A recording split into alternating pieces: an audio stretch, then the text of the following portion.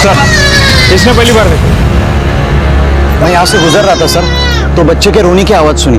यहाँ आके देखा तो बच्चा रो रहा था और एक लाश पड़ी थी वहां, औरत की। रानी भाई बाहर लगे।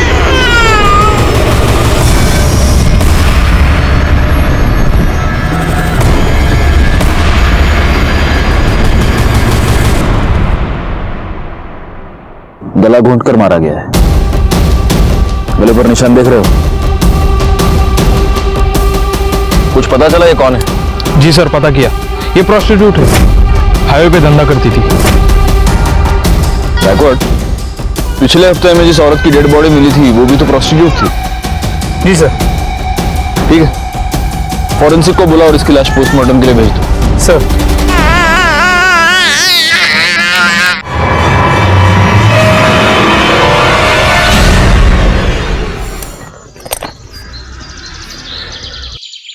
अपने पूरे करियर में मैंने ऐसे कई केसेस देखे हैं जहां जुर्म की वजह होती है जलन, या फिर लालच, या फिर बदले के लिए जुर्म किया जाता है, या फिर कभी कभी सिर्फ मजे लेने के लिए। नमस्कार, मैं inspector Rajesh Jadhav, crime petrol Dastak के आज के इस भाग में आपका स्वागत करता हूं। आज मैं आपको जिस केस के बारे में बताने जा रहा हूं, वहां जुर्म की वजह थी एक आदमी की सनक। ऐसी सनक जो शायद उस आदमी की जिंदगी के साथ ही खत्म हो जाती। उस सनक में ऐसे क्राइम्स किए गए जिसे सुनकर, जिन्हें जानकर आपकी रातों की नींद उड़ जाती। सर, इस औरत की पोस्टमार्टम रिपोर्ट और पिछले हफ्ते मिली औरत की पोस्टमार्टम रिपोर्ट मैच करती है। दोनों को मारने से पहले उनके साथ सेक्स किया गया था, जिसके बाद उनका गला दबा के उन्हें मार दिया गया। पर एटलीस्ट इस केस में तो ऐसा नहीं लगता कि यह मर्डर पैसों के लिए किया गया हो, क्योंकि बॉडी के पास तो पैसे पड़े हुए हैं। समझ में ये नहीं आ रहा है कि जिस किसी की भी साथ ये गई होगी उसने इसे मारा क्यों। जरूरी नहीं कि वो एक ही आदमी हो। एक नोटिस की तुमने बात गैकवर्ड, इसकी गर्दन पर ग्रीन नायलॉन रस्सी के छोटे छोटे रेशे मिले। लेकिन ऐसा कुछ तो हमें पिछले केस में नहीं मिला। हो सकता है तब रस्सी नहीं हो। मुझे ऐसा लगता है गायकवाड़, इन दोनों मर्डर केसेस में कुछ ना कुछ कनेक्शन है, क्योंकि पीएम रिपोर्ट और मारने का तरीका दोनों सेम है। हो सकता है कातिल भी सेम हो। सर, ये बच्ची कब से रो रही है, चुप ही नहीं हो रही है।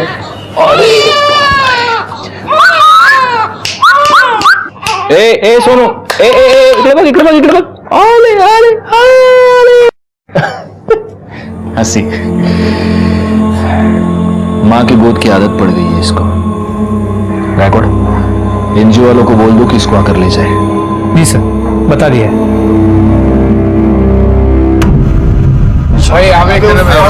इधर दे। चल जल्दी हाथ चला राजू। हाँ भाई, चल एक। ये देना। अरे जाना दूंगा, एक मांगने आ गया, तू दे दे मेरे को। ए राजू, खारी भाव डेली का उसका। अरे बच्चा है, कुत्ता नहीं है। चल बेटा, भूख लगी तेरे को, बड़ा पाव दो उसको। दे बड़ा पाव। ले भाई, और दो क्या? चल काम कर, चल जल्दी जल्दी कर। अरे भाऊ, याद है वृंदा बहिनी का फोन आया था? अरे हाँ, वो मेरा बात हुआ तो सुबह मिल नहीं पाया ना, है बस वही बोल रही थी। अरे क्या है तुम्हारा वहीनी वहीनी लगा रखा है, अभी तक लगन नहीं हुआ मेरा और उसका। तो भाव नहीं हुआ तो हो जाएगा ना। आई, जो महेश अंकल ने चॉकलेट दी थी ना, वो मुझे दो ना। चॉकलेट चाहिए तुझे? देती हूँ।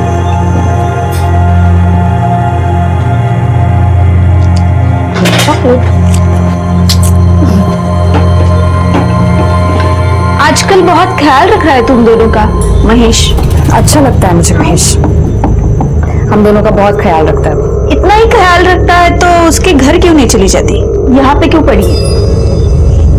और वो महेश एक नंबर का गुंडा है, तुझसे शादी कभी नहीं करेगा। और यहाँ हमारे सर पे बैठने से अच्छा है तो ससुराल क्यों नहीं चली जाती? वहां जा, अपना और अपनी बेटी का हिस्सा मांग। अगर काय बोलती है तू? बहन है वो मेरी, यहाँ नहीं रहेगी तो कहाँ जाएगी? कहीं भी जाए, हमारे घर से निकल जाए, हमें चैन से जीने दे।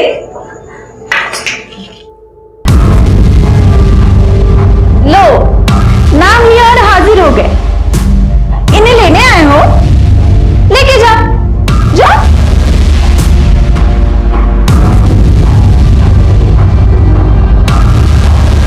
तू टेंशन मत ले, एक दिन लेने के लिए भी आएगा मैं। तब तक इनके यहाँ रहने से तुम लोगों को तकलीफ नहीं होनी चाहिए, क्योंकि प्रतीक के बाप का घर नहीं है सिर्फ, वृंदा के बाप का भी घर है। देख भाई, ऐसे कुछ नहीं है, बहन है वो मेरी। चुप कर। अगर मेरे को पता चला कि तुमने वृंदा को और प्राची को तकलीफ दी है तो इधर आना जाना लगा रहता है मेरा। तुम दोनों का बराबर हिसाब करेगा मैं। चलता हूं वृंदा।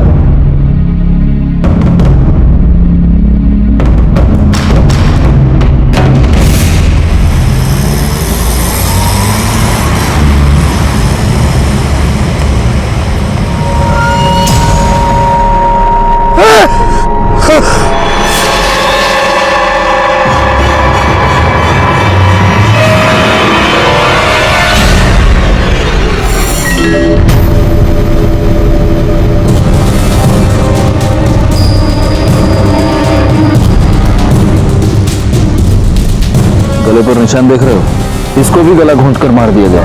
मतलब चांसेस है कि ये भी प्रोस्टिट्यूट हो सकती है। अगर ये है तो फिर ये कोई ऐसे सीरियल किलर का काम है जो सिर्फ प्रोस्टिट्यूट्स को अपना टारगेट बना रहा है। मगर वो इन्हें मार क्यों रहा है? क्या मोटिव हो सकता है?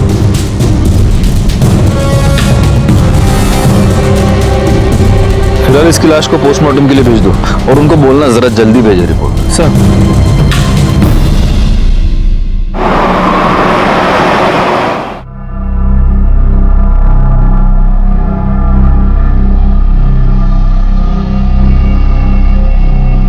मंग्या की आई कह रही थी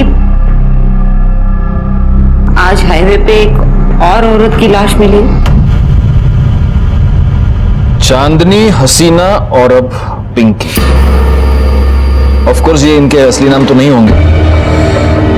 3 प्रोस्टिट्यूट्स का मर्डर हुआ है और वो भी हाईवे पर जहां कोई सीसीटीवी कैमरा नहीं है।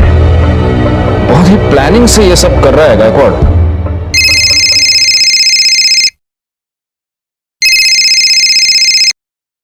हाँ, मैंने बीपी की गोली ले ली है और सुबह से एक भी तीखा वड़ा पाव नहीं खाया है। सर। हाँ, वड़ा।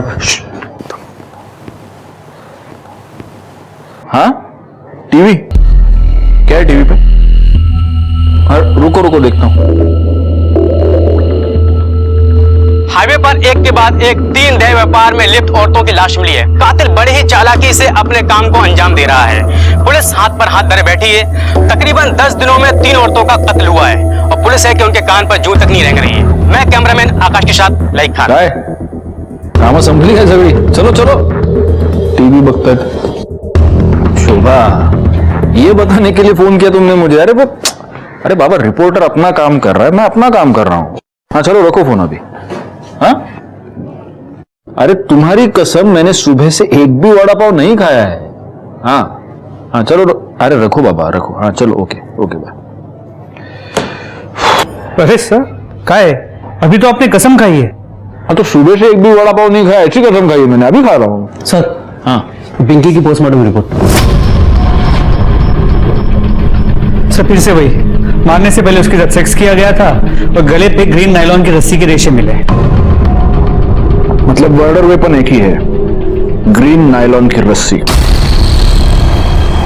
एक काम करो, हाईवे पर सिविल में पेट्रोलिंग बढ़ा दो, इससे पहले वो किसी और का खून करे हमें उसे पकड़ना ही होगा। तू भड़क क्यों रहा है? अरे भड़कू नहीं तो और क्या करूं? तू काम पे लगी और मेरे को मालूम तक नहीं। अरे मैं तुझे बताने वाली थी, तुम्हें छुपाकर नौकरी थोड़ी करती मैं। अरे मेरे को ये समझ में नहीं आ रहा कि तेरे को नौकरी क्यों करनी है। तेरे को देता है ना मैं सब, तेरी बेटी का भी ख्याल रखता है मैं। मुझे पता है कि तू ख्याल रखता है, लेकिन मैं नौकरी प्राची के लिए कर रही हूँ। जिधर पे तू काम पे लगी उधर का सेट कैसा है? अरे अच्छा आदमी है वो, तू परेशान मत हो। अच्छा मुझे लेट हो रहा है, मैं चलती हूँ, ठीक है? ठीक है। ये देखिए मैडम, ये बहुत प्यारी साड़ी है जी।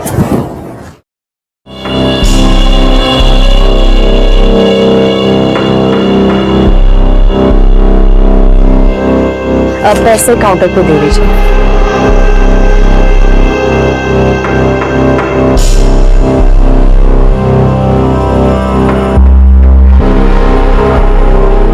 एक बात कहूं? जी? वो साड़ी तो कस्टमर ले गई, लेकिन वो साड़ी जब तुम अपने बदन पर ला कर दिखा रही थी ना, तो देखा मैंने, बहुत खूबसूरत दिख रही थी।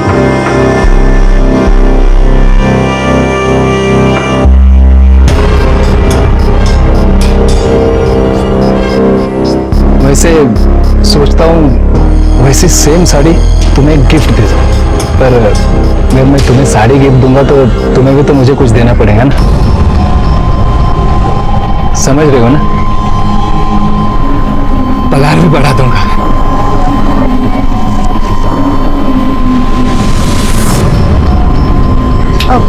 वो मैंने आपको बताया था ना, मुझे घर जल्दी जाना है आज।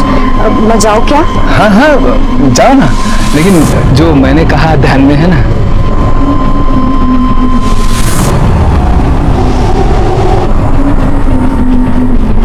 महेश, कितने बार बताऊं मैं तुम्हें, उस सेठ के साथ मेरा कोई चक्कर नहीं है।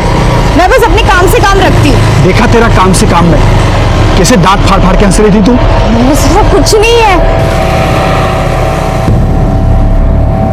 महेश। वो खुश था क्योंकि मैंने आज सेल अच्छी की थी। वो बस मेरी तारीफ कर रहा था। देख, तू अगर मेरे को धोखा देगी ना तो मैं महेश, मैं तुम्हें धोखा क्यों दूंगी? मैं हमेशा तुम्हारे साथ रहूंगी, कहीं छोड़ के नहीं जाऊंगी तुम्हें। सच्ची? हाँ।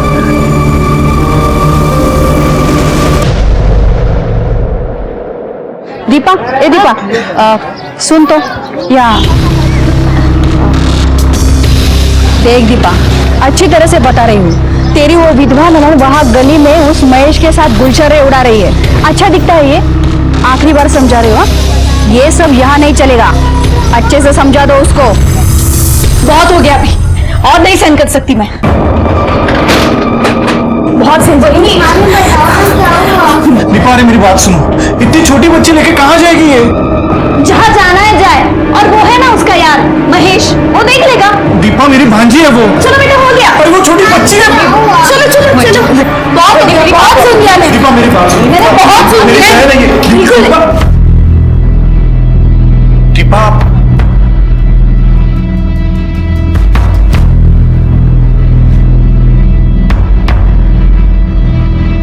अरे राजू, भाऊ, ये राजू है, महेश के ठेले पे काम करता है।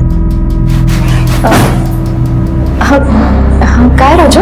वो क्या, वो भाव ने अभी प्राची के लिए ये गिफ्ट खरीदा, तो उन्होंने बोला कि ये दे देना, ये चॉकलेट भी दे देना, और बड़ा पाव भी है प्राची के लिए।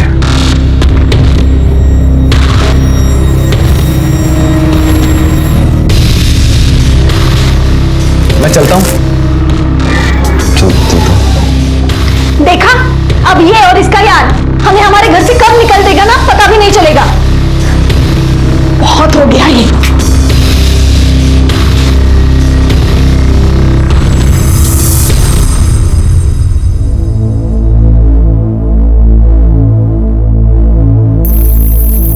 देखा है वृंदा को? अरे क्या हुआ, ऐसा चुप क्यों है? कुछ हुआ क्या? अरे बोल ना, कुछ हुआ क्या? भाव, वृंदा बहनी के साथ कुछ ठीक नहीं हो रहा उस घर में।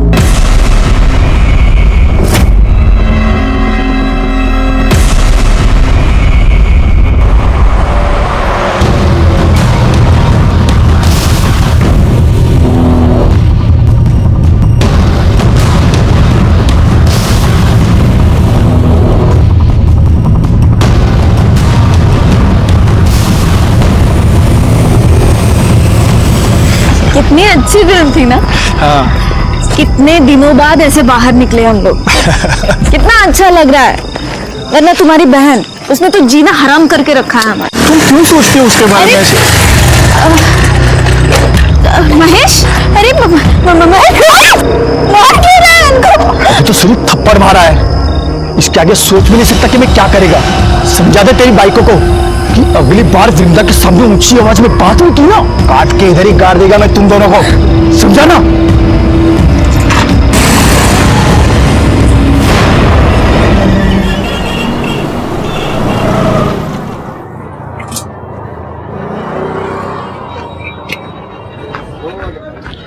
क्या भाव, क्या बात है? हाँ, आज आप इतनी जल्दी आ गए सुबह सुबह? अरे दिन में काम से जाना है, सोचा जल्दी जाके गाड़ी लगा देता हूँ, लेकिन देखना गाय गाय में पूरा तेल गिर गया। अरे भाव, बिंदास जाओ। अरे आप बिंदास जाओ, मैं संभाल लेगा, जाओ। पक्का संभाल लेगा ना? भाव आप बिंदास जाओ, मैं संभाल लेगा सब कुछ। दो। ठीक है।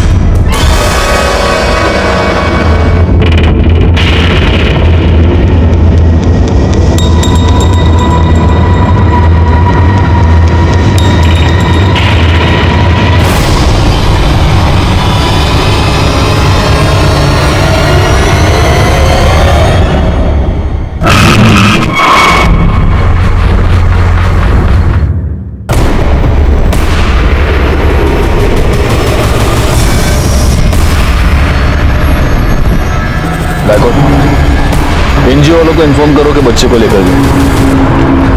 सर क्या लगता है उसी सीरियल किलर का काम होगा?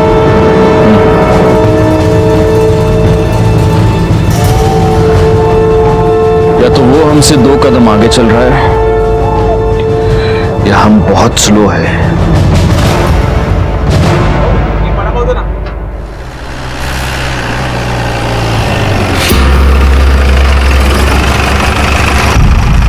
क्या हुआ सर, यहाँ क्यों रुके? दिमाग काम नहीं कर रहा। वडापाव खाते गायतोंडे सगळ्यांसाठी वडापाव सांगा हा आणि माझ्यासाठी एक्स्ट्रा चटणी आणि मिरची। अरे सर आप ये क्या कर रहे हैं? आपके लिए वड़ा पाव मना है, वो भी तीखा। मेरे लिए थोड़ी है, तुम्हारे लिए मंगा रहा हूँ। आओ वड़ा पाव बन। हाँ, और एक में थोड़ा ज्यादा चटनी डालना और मिर्ची भी देना। हो सर, ठीक है। हो सर, ये आ गया सगळ्यांनी, ये आपका चटनी वाला।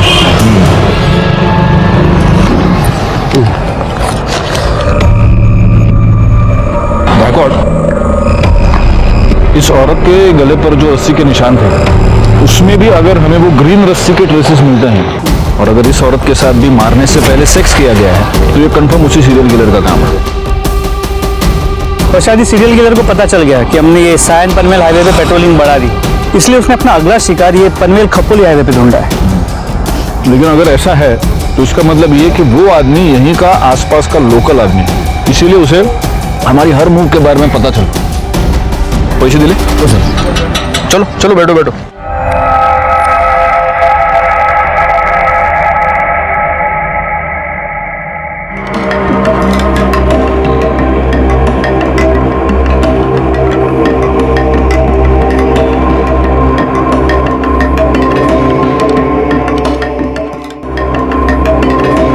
तुझी गाड़ी है करे? हो साहब। पावती है ना साहब?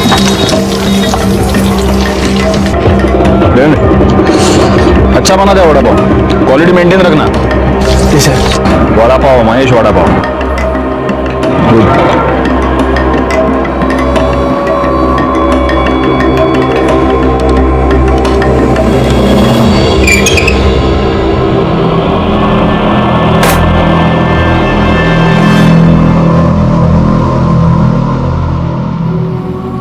आज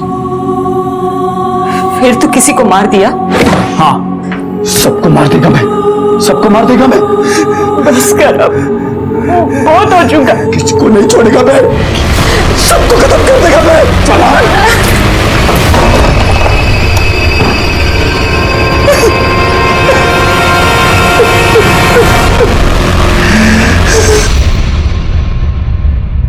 सर ये जो लास्ट बॉडी हमें मिली है, सुना है इसका नाम रानी है, लेकिन हो सकता है कि ये भी गलत नाम हो। और इसके साथ भी मर्डर से पहले सेक्स हुआ है और इसकी गर्दन पर भी ग्रीन नायलॉन रस्सी के ट्रेसेस मिले हैं ना। मैं तुमको कह रहा हूं गायकवाड़, इन चारों का खून एक ही रस्सी से एक ही आदमी ने किया है। लेकिन सर डीएनए रिपोर्ट के मुताबिक इन चारों औरतों में जो सीमन सैंपल मिले हैं वो अलग अलग है। मतलब सेक्स वर्कर होने की वजह से इन्होंने शायद सेक्स किसी और आदमी के साथ किया है और इन्हें मारा किसी और आदमी ने।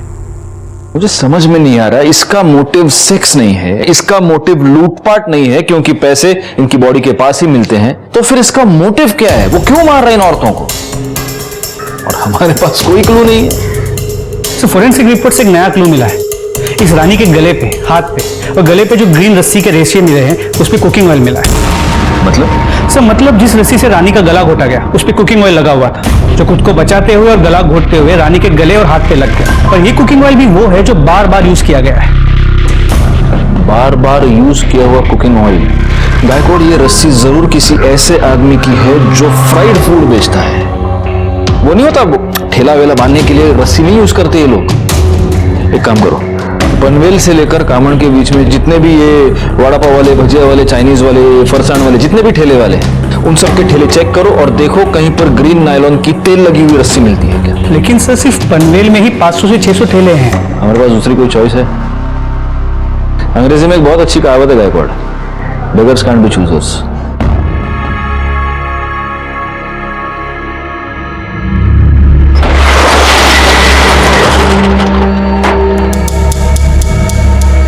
शटर क्यों बंद किया? तुमने तो कहा था ना कि बदले में कुछ दोगे, तो अब ना मत करना।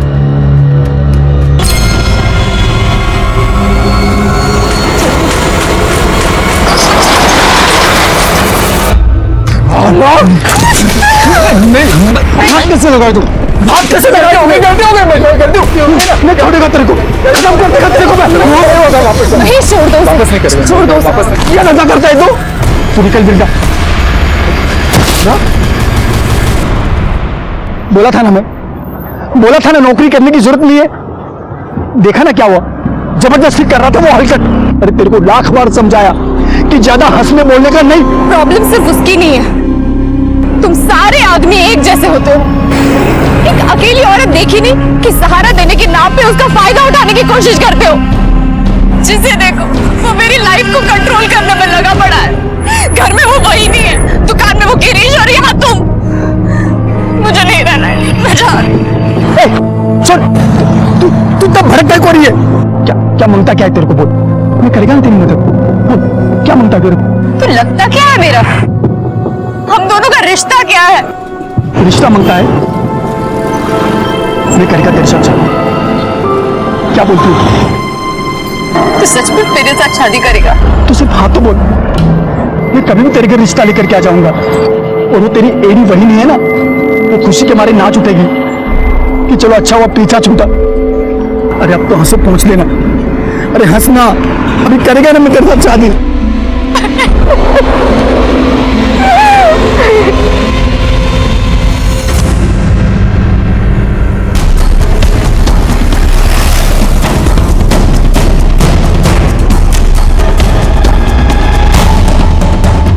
ये रस्सी कहाँ से आई तुम्हारे पास?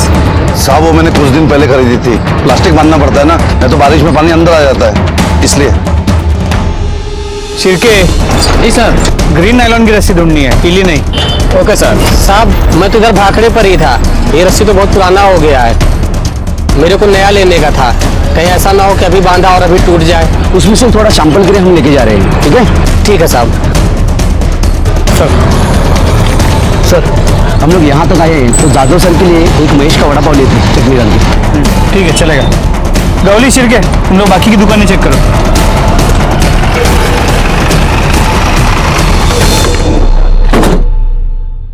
सर ये तो बंद है। किसे? ये महेश किधर गया? बंद किया? साहब महेश भाऊ ने आज जल्दी बंद किया, उनको किधर काम से जाना था आज। बहुत ज्यादा प्रेशर बना था हम पर इस केस को सॉल्व करने का। समझ नहीं आ रहा था क्या करें, क्योंकि इस केस में कोई भी सॉलिड लीड नहीं थी हमारे पास। कहने को इंफॉर्मेशन तो बहुत थी, लेकिन उसके आधार पर किसी भी नतीजे पर पहुंचना मुश्किल था, सिवाय इसके कि एक सीरियल किलर था जो हाईवे पर एक के बाद एक सेक्स वर्कर्स का खून कर रहा था। और तभी एक ऐसी घटना घटी जो इस प्रोस्टिट्यूट वाले एंगल से अलग थी।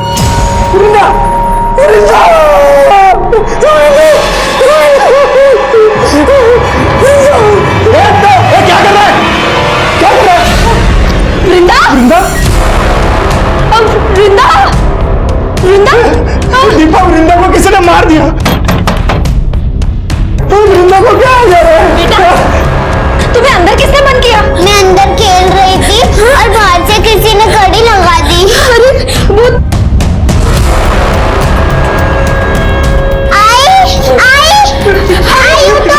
आई को क्या हो गया? आई को महेश ने मारा होगा। महेश ने कुत्ता को मार दिया। अरे कोई आओ, अरे आओ, देखो क्या हुआ। अरे महेश ने मार दिया वृंदा को। अरे तुम देख क्या रहे हो? फोन लगाओ पुलिस को। अरे महेश ने मार दिया वृंदा को, उसको देखो। पुलिस को फोन करो। Hello police station.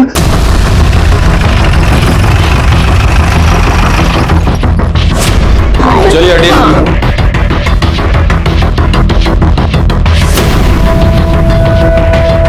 इनको बाहर निकालो सर, जरा आप भी पीछे हो जाइए।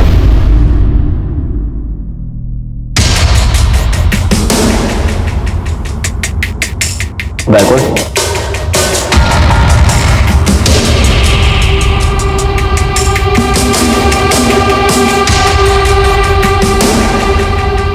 एक काम करो बैकवर्ड।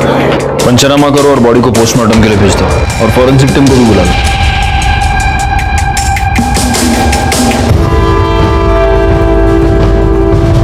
तू वो वड़ा पाव वाला है ना?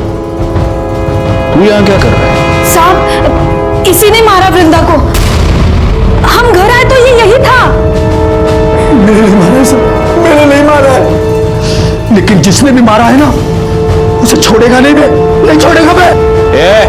चुप, नहीं छोड़ेगा मैं, नहीं छोड़ेगा मैं। मैंने पहली बार वृंदा में ही देखा कि मां क्या होती है। उसने अपनी इज्जत भी संभाली और अपनी बच्ची के लिए खड़ी भी रही। मैं बोला उसको सब खर्चा दूंगा मैं, फिर भी अपनी बेटी के लिए उसने नौकरी की और उस हरकत गिरिश के वहां वो नौकरी पे लग गई। इतनी अच्छी लगती थी वृंदा तो उसको मारा क्यों? मैंने नहीं मारा साहब उसको, लेकिन जिसने भी मारा होगा ना साहब उसको नहीं छोड़ूंगा मैं। अच्छा, उसका भाई, उसकी भाभी सब झूठ बोल रहे हैं। तू वृंदा को परेशान करता था, उसको धमकी देता था। मैंने वृंदा को धमकी नहीं दी थी साहब, मैंने प्रतीक और दीपा को बोला था कि उसको परेशान ना करें। मैंने तो वृंदा को सिर्फ इतना ही बोला था कि किसी के भी साथ ज्यादा हंसने बोलने का नहीं। अच्छा, क्यों नहीं हंसने बोलने का? मतलब तू कुछ भी कर सकता है, वो कुछ नहीं कर सकती, क्यों? ऐसा नहीं है साहब, दूसरों का छोड़ो, मैं वृंदा को हाथ में नहीं लगाया था और शादी से पहले साथ में सोना तो दूर की बात, मैं तो प्यार करता था उससे, शादी बनाने का था, इसलिए उसके घर पे मैं उसका हाथ मांगने के लिए गया था, लेकिन मेरे पहले वो वहां पे मरी पड़ी थी।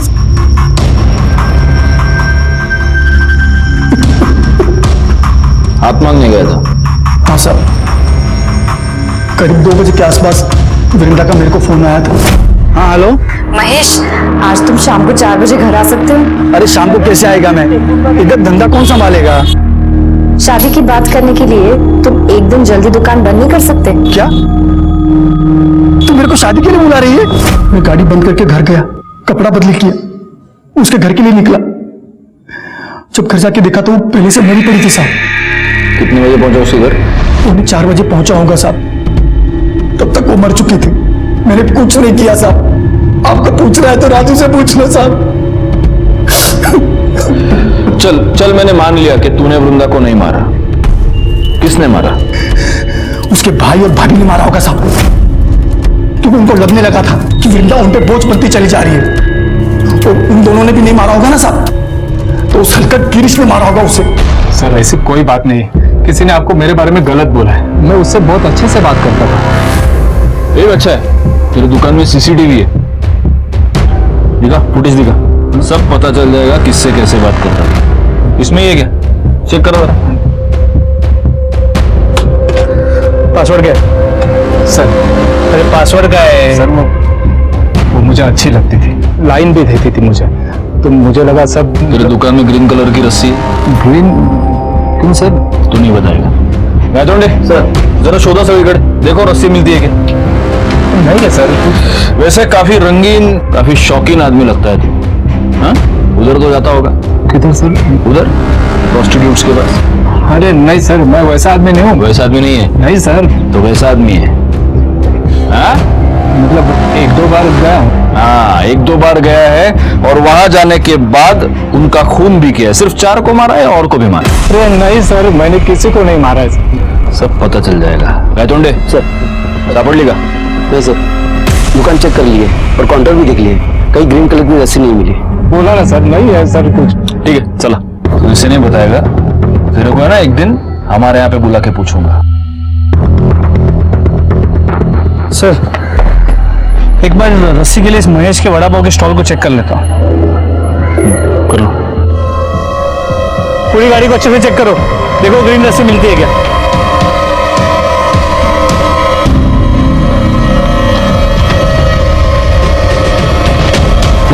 नहीं है सर। सर, वृंदा की पोस्टमार्टम रिपोर्ट, इसके मुताबिक वृंदा के गले पे भी नायलॉन के ग्रीन कलर के रस्सी के ट्रेसेस मिले। मतलब हो सकता है कि ये भी उसी सीरियल किलिंग का हिस्सा हो। लेकिन वृंदा तो प्रोस्टिट्यूट नहीं थी, और उसका मर्डर हाईवे पर नहीं, उसके अपने घर में हुआ है। जी सर। सर हमने महेश के कॉल रिकॉर्ड्स को चेक किया, वो सच कह रहा है। वृंदा ने उसे 2 बजे फोन किया था और वृंदा के पोस्टमार्टम रिपोर्ट के मुताबिक उसकी मौत दोपहर 2 और 3:30 के बीच हुई है। महेश के मोबाइल लोकेशन के मुताबिक इस दौरान वो अपने घर पे था। महेश अपने घर से 3:30 बजे निकला और 3:45 बजे वो वृंदा के घर पहुंचा। वृंदा के भाई प्रतीक ने हमें 3:55 को फोन किया था और हम वहां 4:15 बजे पहुंचे। सर ये सब देखते हुए मुझे लगता नहीं है कि महेश ने वृंदा को मारा होगा। और सर हमने महेश के वड़ा पाव की गाड़ी को भी चेक किया, वहां पे हमें कोई ग्रीन कलर की रस्सी नहीं मिली। वो तो रस्सी है गायकवाड़, वो तो गायब की जा सकती है, हटा दी जा सकती है। एक काम करो, महेश के साथ वो जो लड़का काम करता है उसको उठाओ, वो हमें बताएगा वहां रस्सी थी या नहीं, और अगर थी तो अब कहाँ है। साहब महेश भाऊ तो बहुत अच्छे आदमी है साहब, कितना मदद किया, मेरा काम दिया, मेरे को खोल दिया इधर मेरे को, मैं उनकी वजह से हूँ यहाँ पर। अरे लेकिन एक बात बता, ये तेरा महेश भाऊ दिमाग से एकदम सटका हुआ आदमी है, कितना गुस्सा आता है उसको। अभी देखना, गुस्से गुस्से में मार दिया ना वृंदा को। साहब महेश भाऊ नहीं मार सकते वृंदा वहीनी को साहब,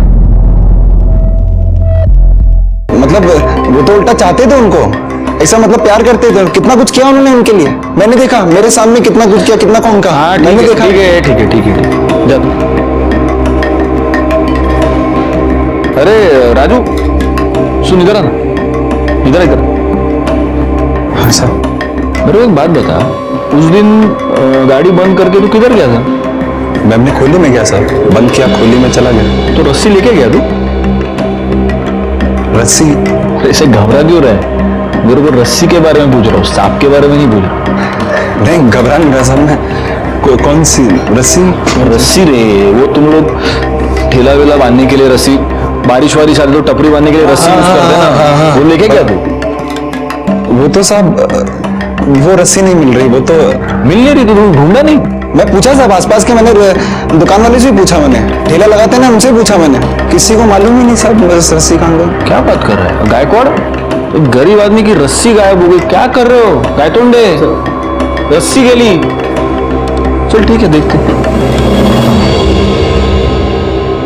ये जरूर हमसे कुछ छुपा रहा है। एक काम करो, 24 घंटे तावड़े को उसके पीछे लगा दो, और तब तक इस रस्सी के बारे में महेश से पूछते। रस्सी तो गाड़ी में होंगी ना साहब, उधर ही तो थी। तुझी गाड़ी चेक के लिए हमें क्या नहीं है साहब? उधर ही थी, मैंने कल सुबह ही देखा था, उधर ही पड़ी थी गाड़ी में। पक्का उधर ही थी? हाँ साहब, लेकिन आप लोग मेरे से रस्सी के बारे में क्यों पूछ रहे हो साहब? रस्सी पे तेल गिरा था। अभी साहब इतना फ्राई करते तो रस्सी पे तेल तो गिरेगा ना साहब।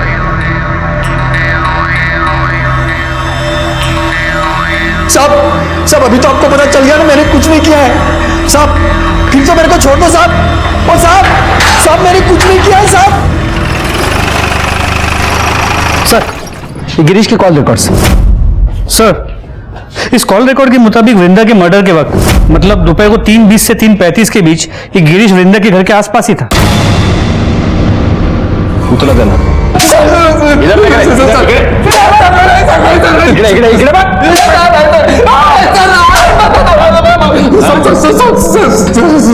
सब सच बता रहा हूँ सर। बोल।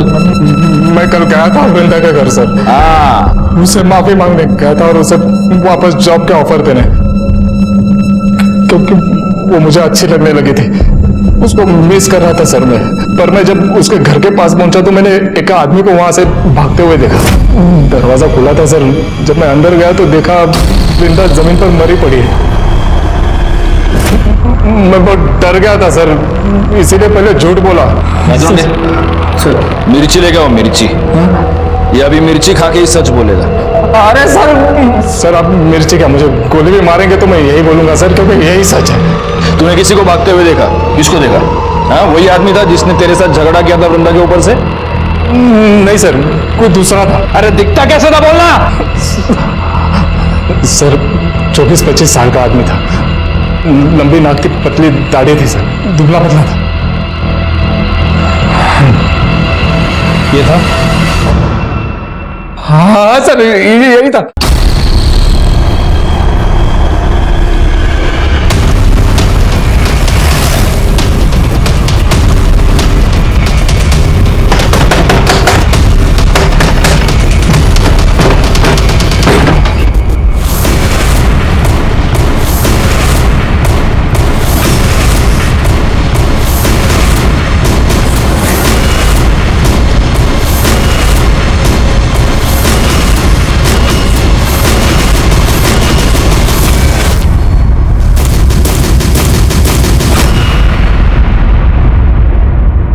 अरे साहब मैंने मारा साहब, मैंने मारा वृंदा बहनी को साहब। वो दिन जब बाबू दुकान बंद करके गया तो मैं रस्सी लेके बहनी के उधर चला गया था साहब मैं। अरे राजू तू मालूम है भाव का इंतजार कर रहे थे ना। अरे वो आज रोज की तरह थोड़ी ना आएंगे, आज तो सज धज के एकदम टिप टॉप बन के आएंगे वो। अभी तो उन्होंने बड़ा पाव भेजा आपके लिए। अच्छा भला एक गिलास पानी दे ना। देते हैं, आती है ना।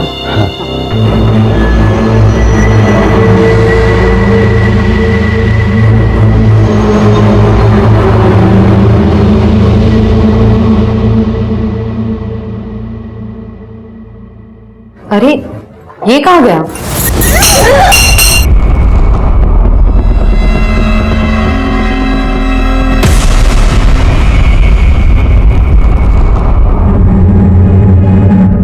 क्यों मारा वृंदा को? साहब मेरे को मालूम था साहब कि महेश भाई के आगे पीछे कोई नहीं है साहब। तो मेरे को लगा कि अगर महेश भाई वृंदा बहनी के खून के इल्जाम में अंदर हो गए तो पूरा ठेला मेरा हो जाएगा साहब। चल ठीक है, मैंने मान लिया वृंदा को तूने ये वड़ा पाव की गाड़ी की लालच में मारा। उन 4 औरतों को क्यों मारा? नहीं साहब मैंने नहीं मारा 4 लोग, मैंने नहीं मारा साहब। मैं क्यों मारूंगा?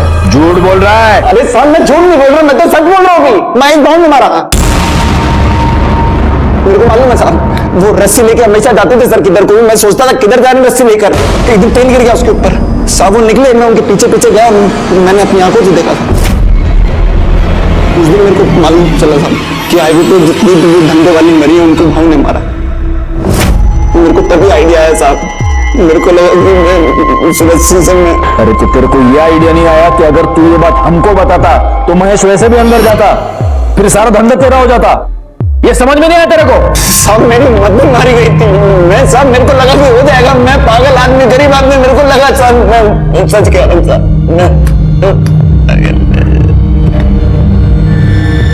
महेश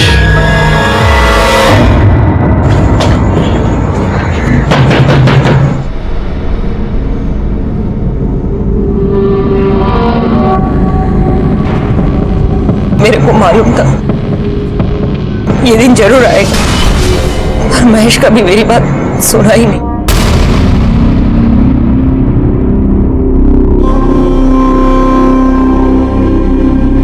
इसका मतलब आप ये जानते हैं कि हाईवे पर जिन औरतों के खून हो रहे हैं वो आपका बेटा ही कर रहा है। जी साहब।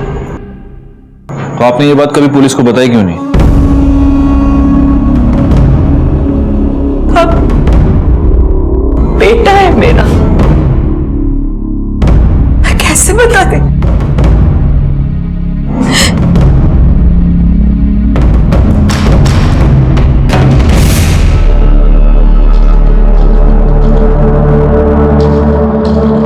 कभी मैं भी इनमें से इसको मालूम चल गया,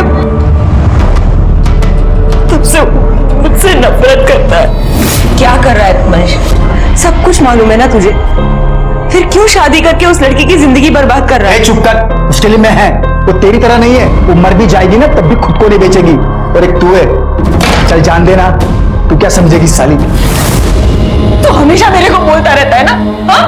पर तेरे को मालूम है कि मैंने धंधा काय को शुरू की?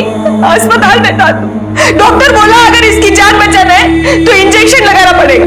बहुत महंगा था इंजेक्शन, मैं नहीं खरीद सकती थी। अरे मैं ये नहीं करती ना तो तू मर जाता। अरे तू मर जाने देती, धंधे वाले की औलाद तो नहीं बुलाते मेरे को। इन सबको भी मेरी वजह से मारता है। आपसे नफरत करता है मतलब वो सेक्स वर्कर्स से नफरत करता है, इसीलिए ये सब कर रहा है।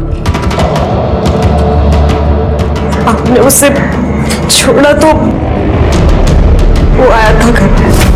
क्या कर रहा है? कपड़े काय को भर रहा है? किधर जा रहा है? जा रहा हूं मैं, लेकिन तू ये मत सोचना कि तेरी जात वाली को मारना बंद कर दूंगा मैं। जब भी कभी मेरे को लगेगा ना कि पुलिस मेरे तक पहुंचने वाली है तो उससे पहले तेरे को पक्का मारेगा मैं। तू आखिरी होगी। मतलब वो आपको अपनी माँ को मारने आएगा? अगर बोला है तो जरूर आएगा।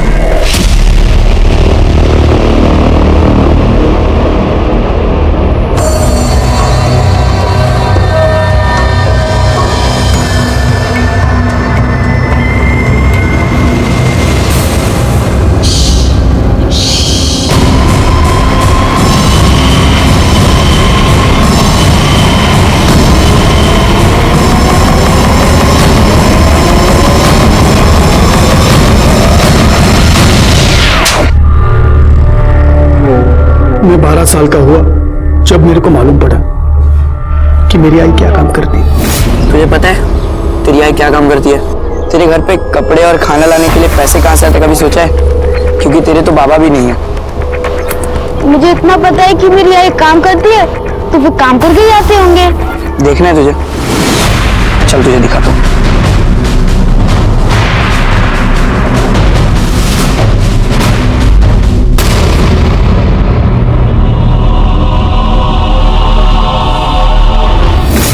फिर सभी धंधे वाली, उनकी पूरी जात से मेरे को नफरत हो गई। मैं सबको खत्म कर देना चाहता था ताकि फिर से कोई बिना बाप के नाम वाला महेश किधर को पैदा ना हो। फिर मेरे को वृंदा मिली। मेरे को लगा सब लोगों के माफी मेरा भी एक नॉर्मल लाइफ हो सकता है, पर राजू ने वो भी खत्म कर दिया। आखिर ये केस सॉल्व हो गया और सीरियल किलर महेश को पकड़ने में हम कामयाब हो गए। बड़ा दुख हुआ उन बेकसूर औरतों के लिए जिन्हें महेश ने मार दिया था, क्योंकि भले ही महेश की अपनी एक दुखी कहानी थी, लेकिन उन औरतों की हालत भी कोई बहुत अच्छी नहीं थी। 150 रुपए के लिए वो अपने आप को बेचने पर मजबूर थी। और सबसे ज्यादा दुख हुआ महेश की मां सपना के लिए, जिसने अपने बेटे के लिए अपने आप को बेचा, लेकिन उसी की वजह से उसका बेटा शर्मिंदा था और अंत में एक भयानक कातिल बन गया। देखते हैं हमारे आज के एपिसोड की दूसरी कहानी।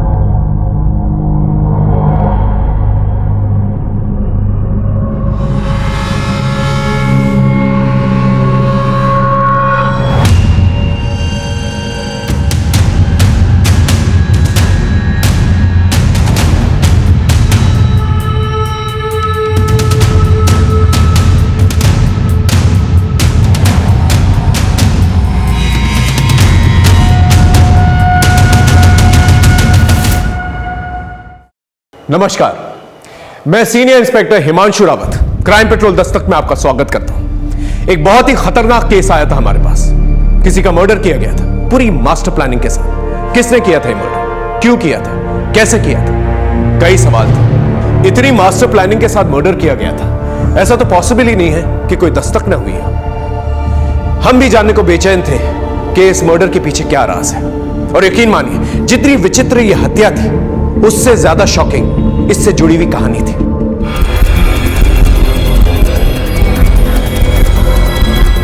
The number you are trying to call is currently not reachable.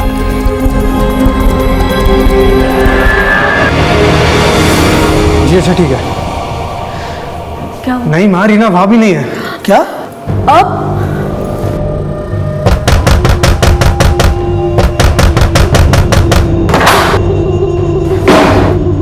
Reena? अरे रीना क्या हुआ सर? अरे किसने किया ये सब? अरे कुछ बताओगे तुम? सर मैं काम से वापस लौट रहा था तो रीना मुझे इस हालत में मिली।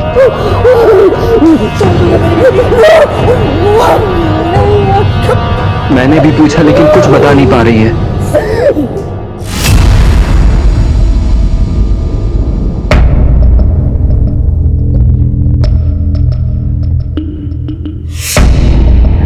ये जो कुछ भी हुआ है इसकी खबर किसी को नहीं होनी चाहिए। मैं अगले हफ्ते रीना की शादी करवा दूंगा। बदनामी की ये कहानी इस 4 दीवारी के अंदर ही रहनी चाहिए।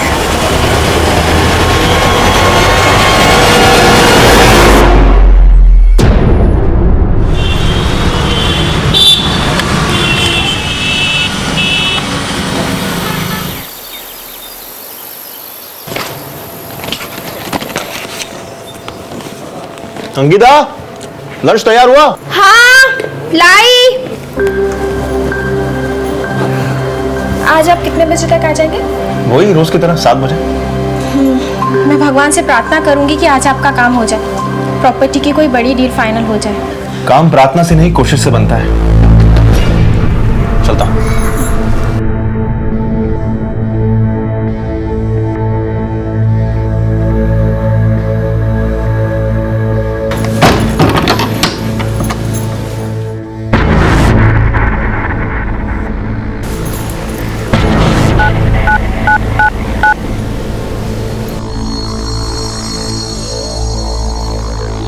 वो चले गए हैं, आ जाओ।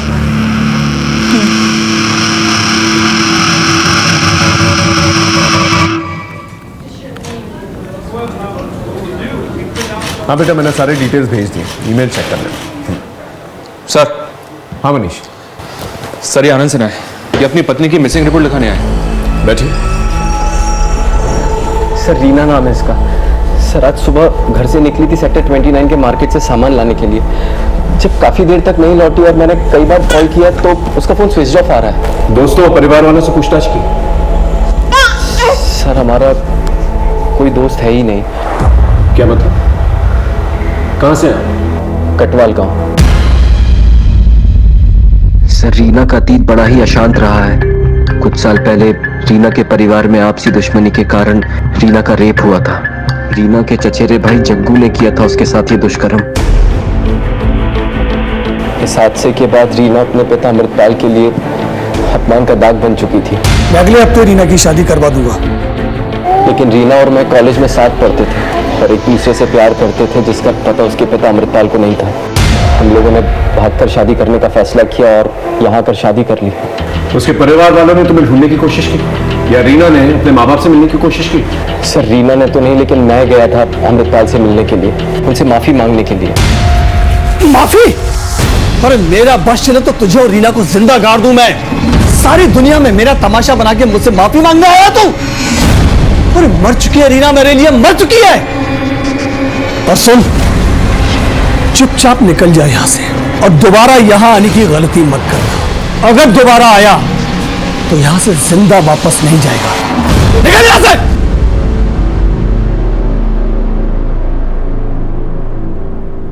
तुम्हारी फैमिली का क्या? उनसे मेलजोल है? सर इस हादसे के पहले ही मेरी माँ रीना को पसंद नहीं करती थी। क्यों? दरअसल रीना को बैडमिंटन खेलने का शौक था।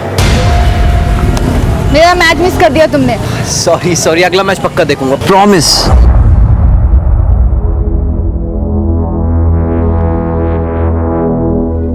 आनंद, तुम्हें कितनी बार कहा है मैंने, हमारी घर की होने वाली बहू इस तरह के खेल कूद में हिस्सा नहीं लेगी, जहाँ पर खेल कम और टांगे ज्यादा देखते हैं। देखने वालों की नजर पे है माँ जी। अपने बच्चे को दूध पिलाती माँ को भी लोग बुरी नजर से देखते हैं। आनंद, फैसला कर ले, तुझे मेरे साथ रहना है या इसका साथ निभाना है।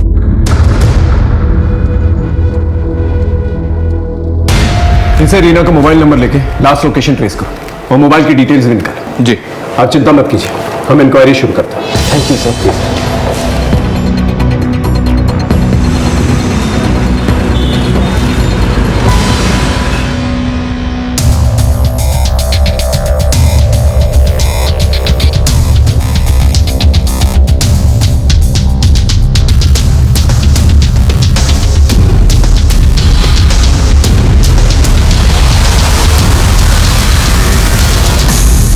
सर, रीना की last location sector 29 central market में ही थी। वहां लोगों से इंक्वायरी की लेकिन किसी ने भी रीना को पहचाना नहीं। कोई सीसीटीवी फुटेज? नहीं सर, लगता है जैसे हवा में गायब हो गई। आनंद की माँ से भी पूछा, हम नहीं जानते उसकी जिंदगी में क्या चल रहा था और नहीं जानना चाहते।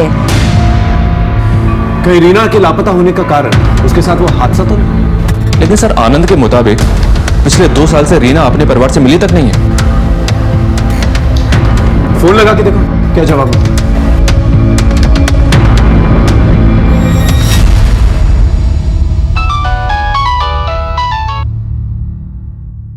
हेलो, रीना के पिता अमृतपाल बोल रहे हैं? रॉन्ग नंबर, और दोबारा फोन मत करना। हेलो,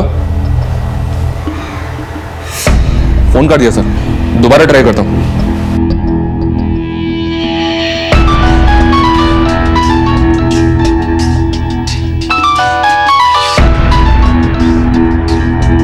देखिए, मैं गाजियाबाद पुलिस स्टेशन से पीएसआई मनीष सिंह बोल रहा हूं। आपकी बेटी रीना के गायब होने की रिपोर्ट लिखवाई है उसके पति आनंद ने। कुछ पता है आपको इसके बारे में? मैंने कहा ना, मुझे कुछ नहीं पता और ना पता करना है। आदमी काफी टेढ़ा लग रहा है सर। टेढ़ा होने का रीजन है उसके पास? सर, कहीं ऐसा तो नहीं कि रीना का किसी के साथ अफेयर था और इसी चक्कर में कहीं भाग गई? हो सकता है। अभी फिलहाल किसी भी पॉसिबिलिटी को रूल आउट नहीं किया जा सकता मनीष। रीना की कॉल रिकॉर्ड निकालो, रीना और आनंद के रिलेशनशिप के बारे में भी पता करो, बाद में उसके परिवार तक जाता है। ठीक है सर।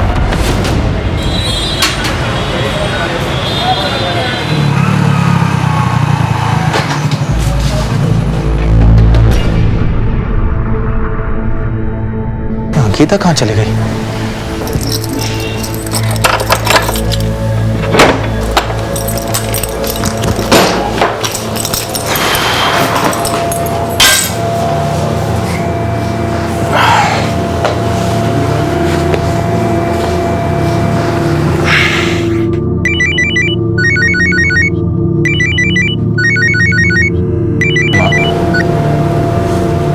हाँ माँ बोलिए। अरे कहाँ था तू? कब से फोन लगा रही हूँ तेरा। अंकिता कहाँ है? 2 घंटे हो गए फोन नहीं उठा रही। सब ठीक तो है ना बेटा? हाँ माँ सब कुछ ठीक है। वो अंकिता बाजार गई होगी। काम कैसा चल रहा है तेरा? बस ठीक चल रहा है माँ, थोड़ा समय जाएगा संभालने में। अच्छा अब ये बताइए, जो मैंने आपसे कहा था आपने उस बारे में कुछ सोचा? मेरा जवाब तुझे पता है। मेरा इरादा कोई नहीं बदल सकता।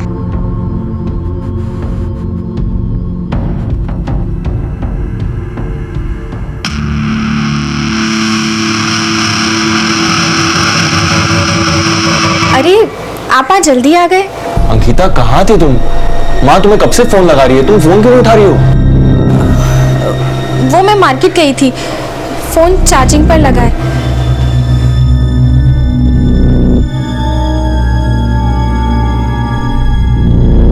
साहब आनंद और रीना यहाँ 2 साल पहले रहने आए थे। वैसे तो दोनों खुशहाल ही रहते थे, लेकिन बच्चे के पैदा होने के बाद दोनों लड़ने झगड़ने लगे थे। चुप, एकदम चुप, बहुत जुबान चलने लगी है तेरी। साहब आनंद रात को बीवी से झगड़ा करके जाता था और सुबह में नशे की हालत में आता था। पैसों का भी प्रॉब्लम चल रहा था।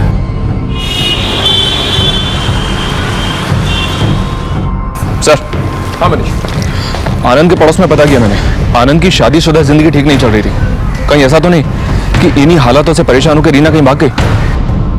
मैंने भी यही अंदाजा लगाया था मनीष, लेकिन शायद वो अपने छोटे बच्चे को छोड़कर कहीं जाए ना। रीना का पास काफी अशांत है। हो सकता है उसके लापता होने का तार उसके गांव कटवाल से जुड़ा।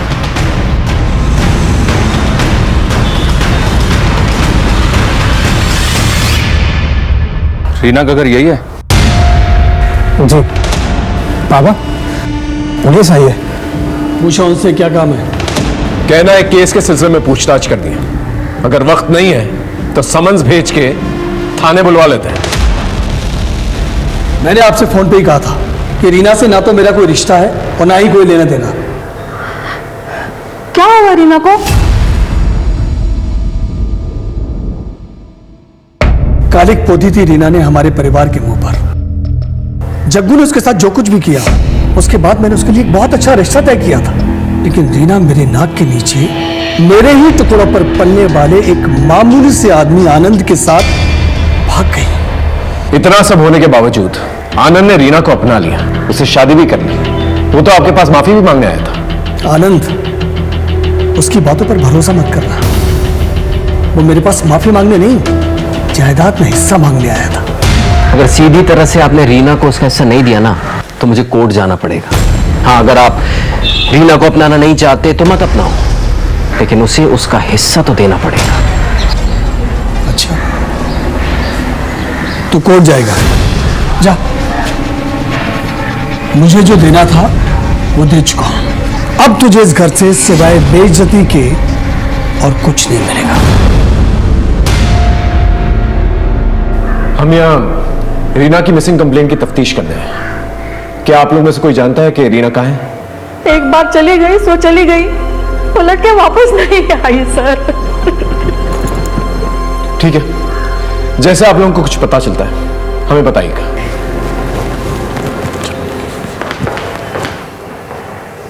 कहीं आपने जग्गू की तरह रीना को भी? इस आनंद ने हमसे झूठ कहा। मैं गया था अमृतपाल से मिलने के लिए, उनसे माफी मांगने के लिए। अगर इनकी बात माने तो ये मामला कुछ और ही है सर। हो सकता है कि आनंद ने ही रीना के साथ कुछ कर दिया हो सकता है। तुम इस आनंद से दोबारा पूछताछ करो, तब तक मैं इनकी फैमिली हिस्ट्री समझने की कोशिश करूं। Okay sir.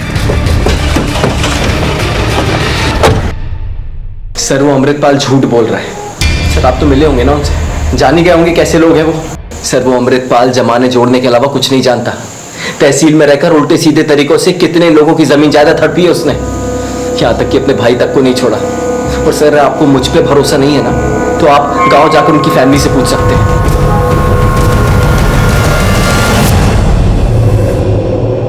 साहब, अमृतपाल ने हमें बर्बाद कर दिया था। सारी उपजाऊ जमीन उसने अपने नाम पे कर ली थी और सारी बंजर जमीन उसने हमारे लिए छोड़ दी। इस बात को लेकर जब मेरे बेटे जगन्नाथ ने आवाज उठाई तो अपनी ही बेटी के बलात्कार की झूठी केस में उसे फंसा दिया। मुझे आज भी याद है।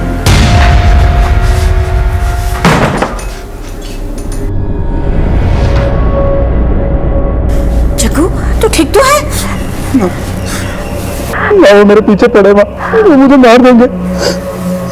मैं बस तुझसे मिलने आया था।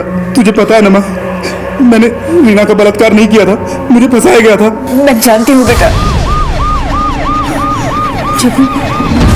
मुझे जाना होगा माँ, अपना ख्याल रखना। चक्कू,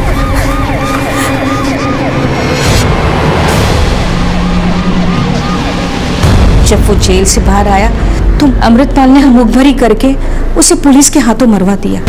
हम पुलिस वाले कानून के दायरे में रह के काम करते हैं, और पहले गोली आपके बेटे ने चलाई थी। खैर, हम इस बारे में बात नहीं कर रहे हैं। हम आपकी भतीजी रीना, उसकी खोज कर रहे हैं। उसके बारे में कुछ पता है आपको? रीना बहुत अच्छी लड़की थी, सारे उसे बहुत पसंद करते थे। अमृतपाल के दोस्त का बेटा कपिल, वो भी उसे बहुत पसंद करता था। कुछ दिनों के बाद कपिल उस पर हक जमाने लगा तो रीना ने उसे छोड़ दिया। फिर भी कपिल ने उसका पीछा नहीं छोड़ा। जब रीना का बलात्कार हुआ, उसके बावजूद भी कपिल उसके साथ शादी करने के लिए तैयार था, मगर रीना वो तो आनंद के साथ भाग गई। कोई और नजदीक था रीना के? जी, मेरा बेटा सूरज, जो साहिबाबाद में अपने पत्नी के साथ रहता है। उसका काम जम जाए ना तो मैं भी चली जाऊंगी यहाँ से। आप उससे फोन करके पूछ सकती हैं कि उन दिनों क्या बातचीत हुई थी। जी साहब।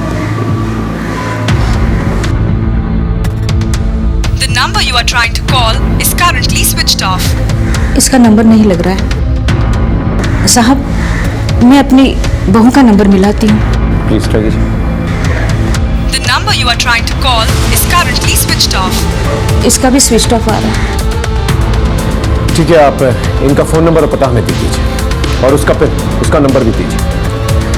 उन सबके नंबर ले लो, उनके कॉल रिकॉर्ड्स भी निकालो। ठीक है?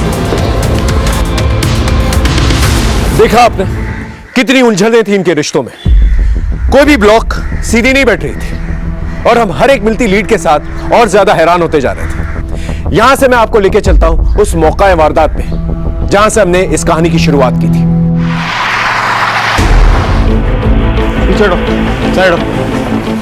फोन किसने किया था? सर, मैंने फोन किया था आपको। हाँ बोलिए। साहब, मैं अपनी सहेली अंकिता से मिलने आई थी। आई तो देखी दरवाजा खुला पड़ा था, अंदर जाके देखी सारा सामान बिखरा पड़ा था, और घर में भी कोई नहीं है सर। लेकिन सर, एक बात मुझे बहुत खटकी। चलिए मैं आपको दिखाती हूँ।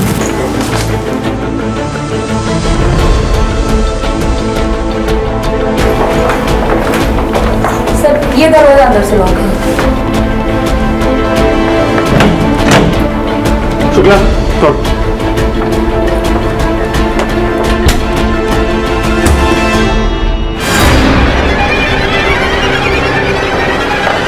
सर, बाहर के दरवाजे का लॉक टूटा हुआ है। एक काम करो, घर को अच्छे से चेक करो, शायद कुछ पता चले। यहाँ और कौन कौन रहता है? सर, अंकिता और उनके हस्बैंड कुछ ही महीना पहले शिफ्ट हुए हैं सर।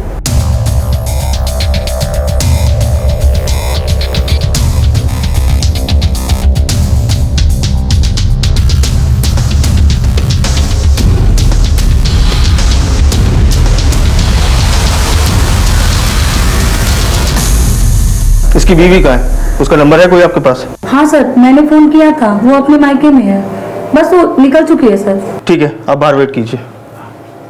सर। हाँ शुक्ला। सर, घर का कैश और ज्वेलरी दोनों सेफ है। घर में ज्वेलरी और कैश सेफ है, लेकिन सामान सारा बिखरा पड़ा है, जैसे कि कुछ तलाश किया गया हो। पर क्या? शुक्ला, एक काम करते हैं, मोहल्ले के लोगों से आसपास पूछताछ करते हैं, शायद कुछ क्लू मिल जाए।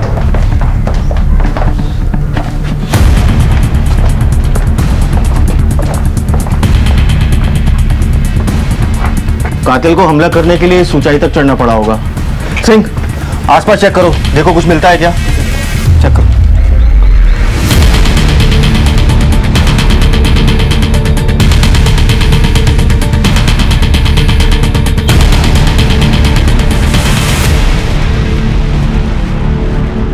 सर। हाँ सिंह, बोलो। हाँ सर, ये सीढ़ी। शुक्ला, मर्डर वेपन के साथ इस सीढ़ी को भी फोरेंसिक में भेजो, शायद कोई फिंगरप्रिंट मिल जाए। Okay sir. सर, ये पास में गन्ने का जूस का ठेला लगाता है, इसने कुछ देखा है? क्या देखा तुमने? साहब, परसों शाम से एक बूढ़ा आदमी यहाँ आता था, और उसके हाथ में एक ऐसी सीढ़ी थी, और हाथ में एक सब्वल था। देखने में कैसे था? उसका स्केच बनवा सकते हो? नहीं साहब, इतना ध्यान से उसका चेहरा नहीं देखा था। ठीक है, जा सकते हो। शुक्ला जी सर। इस बूढ़े आदमी के बारे में पता करो। मुझे लगता है कि हमलावर यही है। और इस सीढ़ी और सब्बल के बारे में भी पता करो। देखो ये कहाँ से खरीदा गया है। पास ही में एक मजदूर चौक भी है, वह भी पूछताछ करो। Okay sir.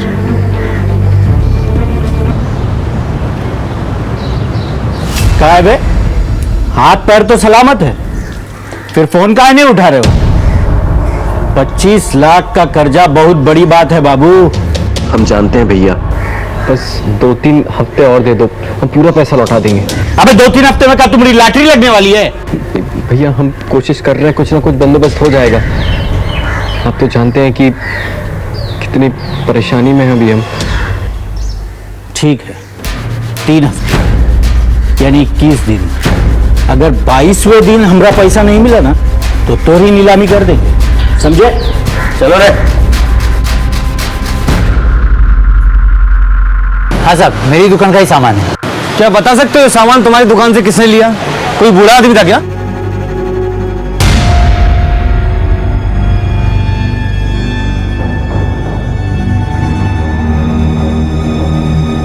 हाँ साहब, बूढ़ा आदमी था। आप उस बूढ़े आदमी का स्केच बनवा सकते हो? इतना साफ तो याद नहीं है साहब मुझे। ठीक है, थैंक यू। कांस्टेबल एक काम करो, इस एरिया के सारे सीसीटीवी फुटेज चेक करो, कहीं ना कहीं कैप्चर तो हुआ होगा। सर मैं 1 हफ्ते के लिए अपने मायके गई थी क्योंकि मेरे पति भी गांव जाने वाले थे। अंकिता, क्या लगता है आपको, आपके पति की हत्या किसने की होगी? सूरज की किसी से कोई दुश्मनी थी?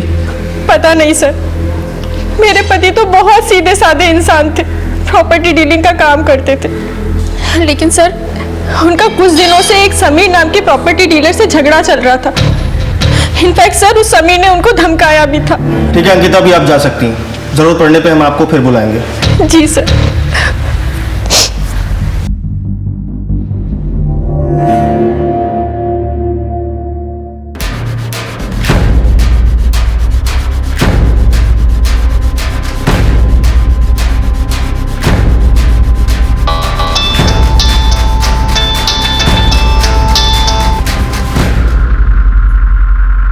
देखिए आपका काम हो जाएगा, लेकिन इसके लिए आपको मुझे पूरे 15% देना होगा। मंजूर है सर सूरज की पोस्टमार्टम रिपोर्ट आ गई है। रिपोर्ट से मालूम चला है कि सूरज की मौत कल दिन में हुई है। सर मर्डर वेपन पर हमें जो उंगलियों के निशान मिले थे वही उंगलियों के निशान हमें सीढ़ी पर मिले। शुक्ला, इस इन्वेस्टिगेशन के दौरान जिन जिन लोगों से तुम पूछताछ करोगे उन सब के फिंगरप्रिंट मुझे चाहिए। जी सर। सूरज की दुश्मनी किसी समीर नाम के प्रॉपर्टी डीलर से थी। उठा के लाओ समीर को। बताएगा? हाँ साहब, सूरज के साथ मेरा झगड़ा था। वो मेरे एरिया में अपना बिजनेस सेटअप कर रहा था, इसलिए धमकाया था मैंने उसे, लेकिन उसकी मौत में मेरा कोई हाथ नहीं है। तो 5 सितंबर को कहा था तू?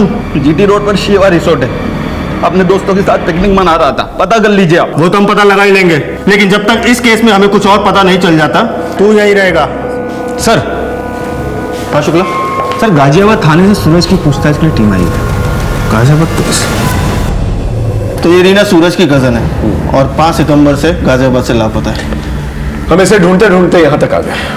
पहले रीना गायब हुई, उसके बाद उसका कजन सूरज, उसका मर्डर हो गया। मुझे लगता है ये दोनों केस आपस में जुड़े हुए हैं, लेकिन सूरज के केस में अभी तक कोई सुराग हमें नहीं मिला। हमें भी अपनी तफ्तीश में कुछ नहीं मिला। सर, हम लोग रीना और सूरज के कॉल पर टैली कर रहे थे। कुछ हफ्तों से ये दोनों एक दूसरे के साथ रेगुलर टच में थे। एक बात और सर, कपिल ने भी रीना को कई सारे कॉल्स किए हैं। कपिल के फोन की लोकेशन रीना के मोहल्ले की दिख रही है। यहाँ तक कि 5 सितंबर को उसी एरिया में वो था जिस दिन रीना गायब हुई। इसका मतलब कपिल रीना पे नजर रखे हुए था और रीना कॉन्स्टेंटली टच में थी सूरज के। अब लगने लगा है ये दोनों केसेस एक दूसरे से जुड़े हुए हैं। सर ये फुटेज। सर ये दिल्ली जाने वाले रास्ते की सीसीटीवी फुटेज।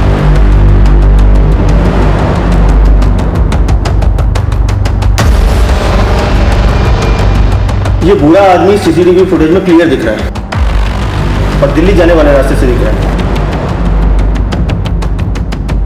और जिस ऑटो से ये निकला था उसका नंबर भी साफ साफ दिख रहा है। शुक्ला, एक काम करो, इस ऑटो को ट्रेस करो और पता लगाओ ये आदमी कौन है। Okay sir. और हम लोग आनंद से पूछते हैं ये रीना, कपिल और सूरज का क्या ट्रायंगल है? दोनों खानदानों में खूनी जंग चल रही थी। दोनों एक दूसरे से नफरत करते थे, ये बात समझ में तो आ रही थी। लेकिन रीना और सूरज की दोस्ती, यह बात हलक से नहीं उतर रही थी। इन दोनों के बीच में क्या चल रहा था? सवाल जितने चौंकाने वाले थे, जवाब उतने ही हैरत अंगेज। हम दो दिशाओं से भटकते भटकते एक सड़क पे आ गए थे।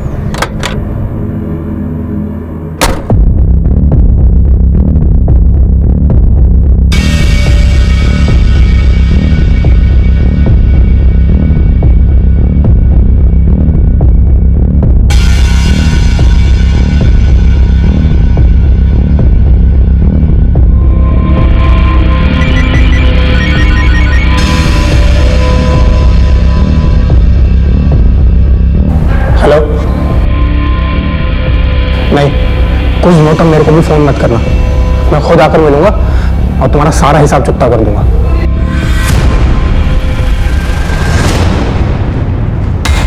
क्या सूरज का खून हो गया? सर रीना का कुछ पता चला? वो हम पता कर रहे हैं। पहले तुम बताओ, तुम इस कपिल के बारे में क्या जानते हो? वो प्यार करता था रीना से, अपना हक जताता था रीना पर, और तो और वो घर तक पहुंच गया था सर। हाथ जोड़ते मेरा पीछा छोड़ दो। कौन सी भाषा में समझाया हम तुमको? दोबारा रीना के पास भी दिखिए ना तो सोच लेना। निकलो यहाँ से। बहुत बड़ी भूल कर दी रीना तुमने। चल निकल, दोबारा नजर मत आना। तो ये बात पहले क्यों नहीं बताई? तो सर मुझे लगा वो क्या कर सकता है, बस इसीलिए। ये कपिल कहाँ रहता है? बहरामपुर। इन दोनों रीना और सूरज के बीच में बहुत बातचीत हो रही थी, क्यों? सर सूरज बहुत अच्छा आदमी था, उनके पूरे परिवार में वही एक समझदार इंसान था। वो रीना के साथ मिलकर अपने और अमृतपाल की फैमिली के बीच सुलह कराना चाहता था। रीना उसका साथ दे रही थी। जिस दिन सूरज का मर्डर हुआ 5 सितंबर, तू कहाँ था? मैं वकील के दफ्तर में था। सारा दिन कागजी कार्रवाई में ही गुजर गया था।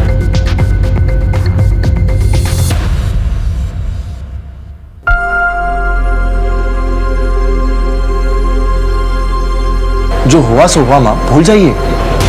एक नए सिरे से शुरुआत कीजिए माँ। और ये देखिए, एक चाचा जी तो है हमारे, इस नफरत की लड़ाई को हम यही खत्म कर देते हैं।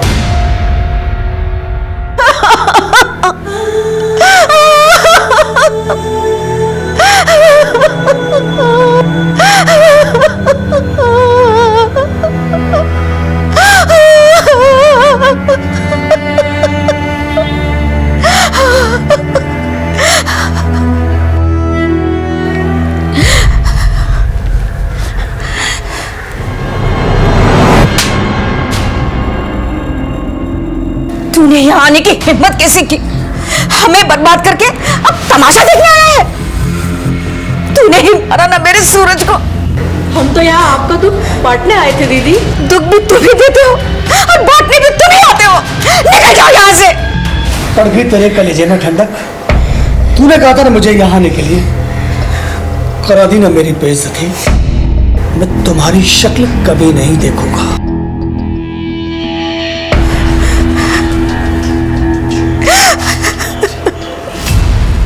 रीना ने तुझे छोड़ दिया, लेकिन तूने रीना को नहीं छोड़ा, क्यों? क्योंकि सर मैं रीना से बहुत प्यार करता था। और रीना आनंद से? नहीं सर, आनंद ने तो उसे फंसाया था, इसलिए तूने उसे किडनैप कर लिया। कहाँ है रीना? सर ये क्या कह रहे हैं आप? मैं भला उसे क्यों किडनैप करूंगा? ज्यादा भोला बनने की कोशिश मत कर, समझा? इन दिनों तो उसको फॉलो कर रहा था। बोल, क्या खेल खेल रहा है? हाँ सर, मैं गया था उसके पास, लेकिन ये कोई अपराध थोड़ी ना है। देख, मेरे सब्र का इम्तिहान मत ले, समझा? सच सच बोल।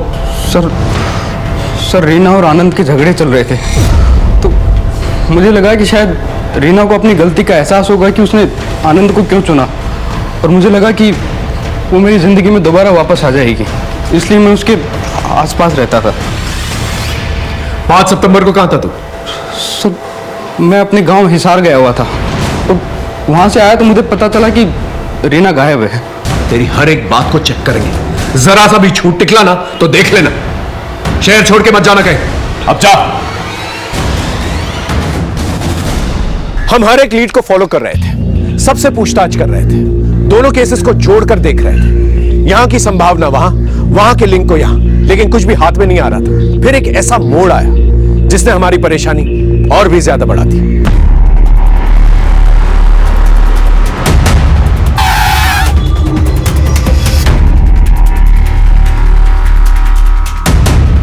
साहब ये देखो साहब,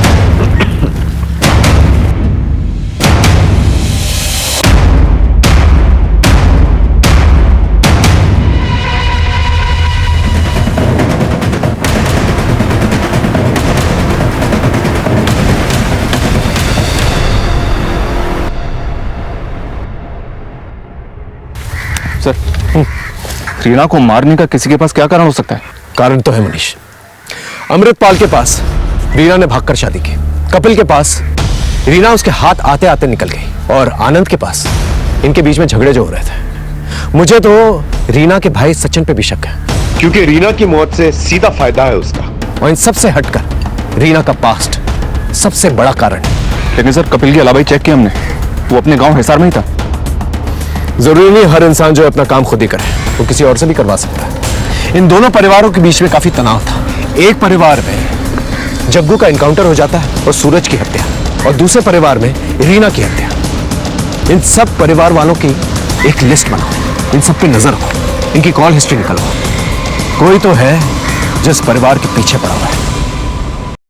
ये रीना की पोस्टमार्टम रिपोर्ट आई है सर। पोस्टमार्टम रिपोर्ट के हिसाब से मौत सर पे चोट लगने से हुई है, डिफ्यूज एक्सोनल इंजरी, जिसकी वजह से स्कल में क्रैक पड़ गया।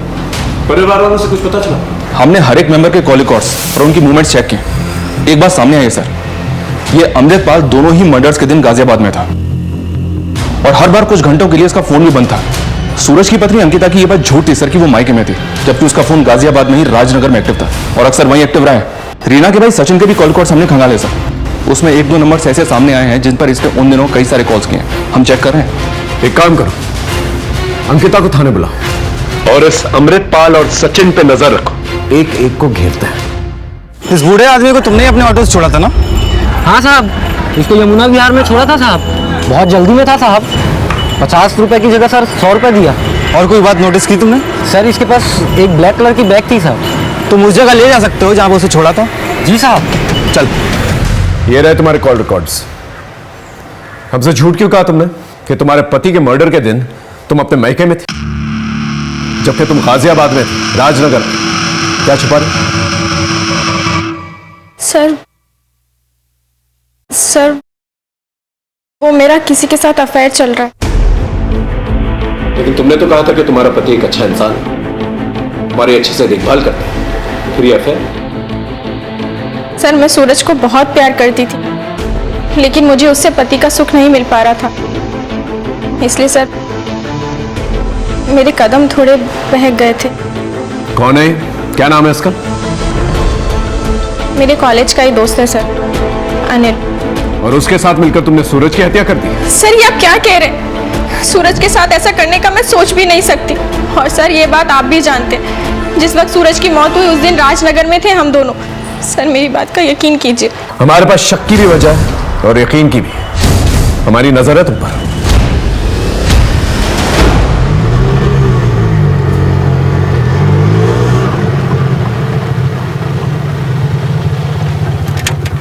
साहब यही वो जगह है, वो बुड्ढा यहाँ पे उतरा और सीधा चला गया साहब।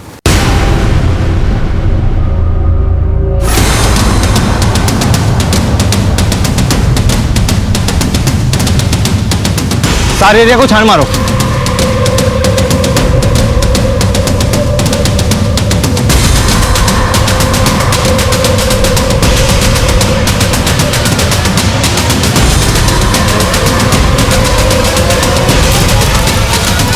सर यहाँ कुछ मिला है?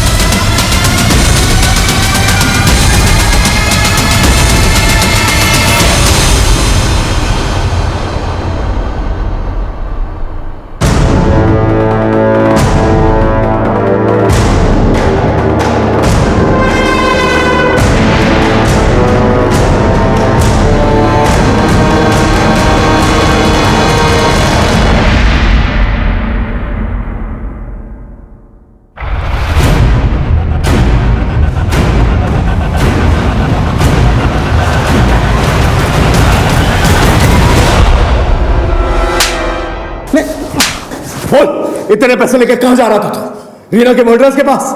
नहीं सर, रीना की हत्या और मैं। तो फिर ये सब क्या है? सर मुझे एक्चुअली प्रोस्टिट्यूट के पास जाने की लत लग गई थी सर। पापा पैसे देते नहीं थे तो मैंने सोने में मिलावट करके पैसा कमाया सर। बस उन्हीं का हिसाब चुकता करने जा रहा था सर। तो फिर भागा क्यों? सर मुझे लगा आप लोग सोने के मिलावट के केस में मुझे पकड़ने आए। सर ये सब मेरे को जग्गू भैया ने सिखाया सर। जग्गू जिससे तेरी बहन का रेप किया? सर रीना खुद नहीं जानती थी उसका रेप किसने किया।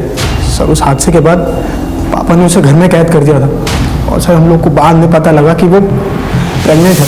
तो पापा ने उसका अबॉर्शन करा दिया और कपिल के साथ उसकी शादी फिक्स कर दी, जिससे किसी को कुछ पता ना चले।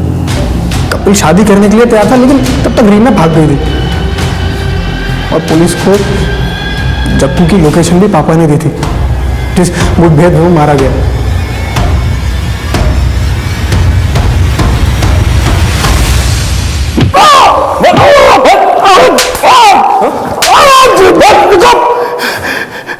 क्यों मार रहे हो तुम मुझे इतना? तुमको मालूम है ना कि ये गैर कानूनी है और इसके लिए मैं तुम्हें कोर्ट में घसीट दूंगा। कोर्ट जाने लायक बचेगा तब ना। बता दे। देखो देखो, बता दो, सब बता दो। शुरुआत से बता। अरे जग्गू तू। चाचा, तुमने बहुत नाइंसाफी किया हमारे साथ। अरे पैसे पैसे का मोहताज बना दिया हमें, लेकिन अब नहीं चलेगा तुम्हारा ये सब। शराब पी के आया क्या है? चल निकल यहाँ से, निकल। छोड़ूंगा नहीं मैं तुम्हें चाचा। मुझे समझ नहीं आ रहा था कि जग्गू से कैसे छुटकारा पाऊं, और फिर एक दिन रीना, अरे रीना, क्या हुआ से? रीना का बलात्कार किसने किया है ये उसे नहीं पता था। जो हो गया उसे तो नहीं बदल सकता था, लेकिन जग्गू को इस केस में फंसाकर उससे मैं जरूर छुटकारा पा सकता था। इसलिए मैंने जग्गू के खिलाफ FIR दर्ज करा दी। जग्गू गिरफ्तार हो गया, लेकिन इतना सब कुछ होने के बाद रीना का हाथ कोई नहीं थामने वाला था। इसलिए मैंने जमीन का एक हिस्सा रीना के नाम कर दिया। वो जमीन भी मेरी हड़पी हुई थी। कितना लालची आदमी है तो अपनी बेटी के इतने बड़े हादसे को अपने फायदे के लिए इस्तेमाल किया। जग्गू को दोबारा कैसे फंसाया? जेल से छूटने के बाद जग्गू और भी खतरनाक हो गया था और पुलिस का एक वांटेड मुजरिम था। इसलिए मैंने उसकी लोकेशन की इंफॉर्मेशन पुलिस को दे दी। चल अब इतना बता दिया तो ये भी बता दे, रीना और सूरज के मर्डर के दिन तू गाजियाबाद में क्या कर रहा था और तेरा मोबाइल फोन क्यों ऑफ था? दोनों के मर्डर में तेरा हाथ है ना? बोल बोल। नहीं, गाजियाबाद में अक्सर तहसील के काम से जाता हूँ और वहां मुझे अपना फोन स्विच ऑफ रखना पड़ता है। मैंने इन दोनों में से किसी का मर्डर नहीं किया। सर ये अमृतपाल क्या सच कह रहे हैं? अगर इसका हाथ नहीं है तो फिर किसका हाथ है? क्योंकि इसके अलावा हमारे रडार में और कोई बूढ़ा आदमी नहीं है। हमने रीना और आनंद की पूरी जिंदगी खंगाल ली, सारे एलिबाइज भी चेक कर लिए, कुछ नहीं मिला। कुछ तो मिसिंग है मनीष। सर एक नई इन्फॉर्मेशन हाथ लगी है। सर हम जैसे बूढ़ा आदमी समझ रहे थे, बल्कि बूढ़ा आदमी नहीं, बूढ़े आदमी के भेष में था। उस रिक्शे वाले ने जिस जगह उसको उतारा था उस जगह से हमें कुछ चीजें मिली हैं, जैसे जले हुए बाल और बैग।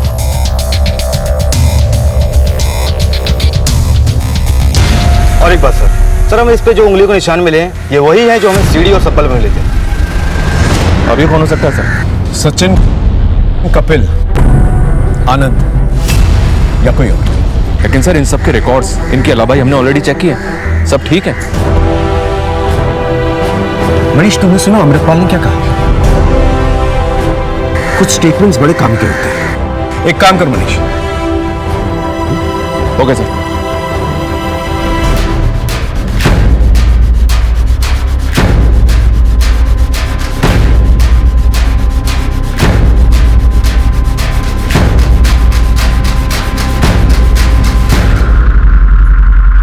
जी हाँ, उस दिन पूरे दिन आनंद ऑफिस में था मेरे साथ, लेकिन इतनी सी बात के लिए मुझे यहाँ लाने की क्या जरूरत थी?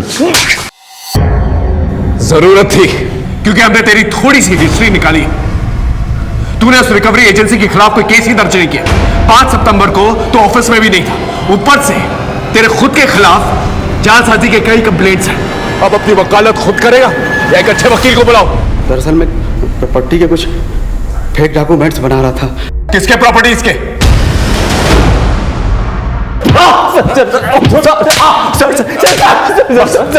मुझे क्यों मार रहे सर? तेरे वकील ने तेरी वकालत छोड़ दी है, समझा? अपना जुर्म कबूल कर लिया। अब तेरा DNA और फिंगरप्रिंट सारी कसर पूरी कर देंगे। अब सच सच बता। बोल। मैं बताता हूं, मैं बुरी तरह से कर्ज में डूबा हुआ था। लेनदार धमका रहे थे सर। तभी मुझे पता चला कि रीना के बाप ने उसके नाम पे बहुत सारी जमीन कर रखी है, लेकिन वो रीना को दरिया दिली सूझ रही थी। आनंद उस जमीन को भूल जाओ। पापा ने धोखे से हथियाया था वो जमीन, जिसकी थी हमने वापस कर दी। किसे? सूरज को। अपने पति की मदद करने में बड़ी दिक्कत हो रही है तुमको, लेकिन अपने दुश्मनों पर लौटाने के लिए सब कुछ है तुम्हारे पास। देखो पापा ने जो गलती की है ना उसे मैं सुधारना चाहती हूँ। मैं और सूरज मिलकर ये दुश्मनी खत्म करना चाहते हैं। और रही बात तुम्हारे कर्जे की नानंद, उसके जिम्मेदार तुम खुद हो, मैं नहीं। बहुत मुंह चलने लगा है। उसके बाद मैंने रात में चुपचाप रीना की बॉडी को एक बोरे में भर के जंगल में फेंक दिया। सूरज को क्यों मारा? सर मैं सूरज के पास गया था वो प्रॉपर्टी के पेपर वापस मांगने के लिए। अरे आनंद, तुम यहाँ? सब ठीक है ना? रीना ने अपना इरादा बदल दिया है। वो ये प्रॉपर्टी अपने बच्चे के भविष्य के लिए रखना चाहती है। मैं जरा एक बार रीना से बात कर लेता हूँ। The number you are trying to call is currently switched off. Phone switch off आ रहा है उसका। आनंद, मेरी एक बार उससे बात हो जाए फिर मैं खुद आके तुम्हें पेपर्स दे दूंगा। मुझे पता था कि सूरज मुझे वो पेपर्स देने वाला नहीं है, इसलिए मैंने सोचा कि उसे रास्ते से ही हटा देता हूँ। फिर ये बूढ़ा आदमी बनने का नाटक क्यों किया? सर वो जमीन कटवाल में है। अगर उसके कागजात तहसील में जाते तो अमृतपाल को सब पता लग जाता और वो ये जमीन मेरे नाम कभी नहीं होने देता। इसलिए मैंने वकील के साथ मिलकर कागजात में हेर फेर की। अमृतपाल की सूरज के परिवार से दुश्मनी है, ये सब जानते हैं।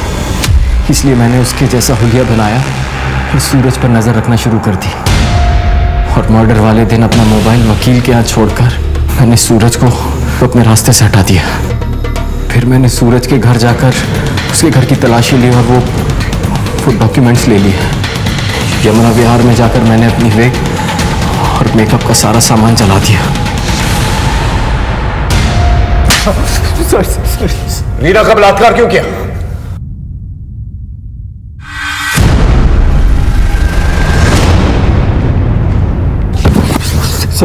बोल, रीना का रेप क्यों किया? बोल। सर बताता सर वो अमृतपाल रीना के लिए रिश्ते ढूंढ रहा था और वो कपिल उसके पीछे पड़ा हुआ था। सर मुझे लगा कि रीना मेरे हाथ से निकल जाएगी, इसलिए मैंने अपने एक दोस्त से कहकर उसका रेप करवा दिया और खुद हमदर्दी जताने चला गया। मैं रीना को भगा कर ले गया, सोचा कुछ दिन में सब कुछ ठीक हो जाएगा, लेकिन कैसा इंसान है तू? अपनी लालच में इतनी तबाही मचाई, अब सारी जिंदगी जेल में सड़ना और यही सोचना। हर जुर्म के पीछे एक कहानी होती है, एक दस्तक होती है। जो वक्त रहते संभल गए तो संभल गए, वरना जुर्म की ये खाई अच्छे अच्छों को निकल जाती है। फिर मिलेंगे एक नए केस के साथ, तब तक देखते रहिए क्राइम पेट्रोल दस्तक। मकसद बताना नहीं, बचाना है। क्राइम पेट्रोल के ऐसे ही मजेदार एपिसोड्स देखने के लिए हमारे चैनल को सब्सक्राइब करें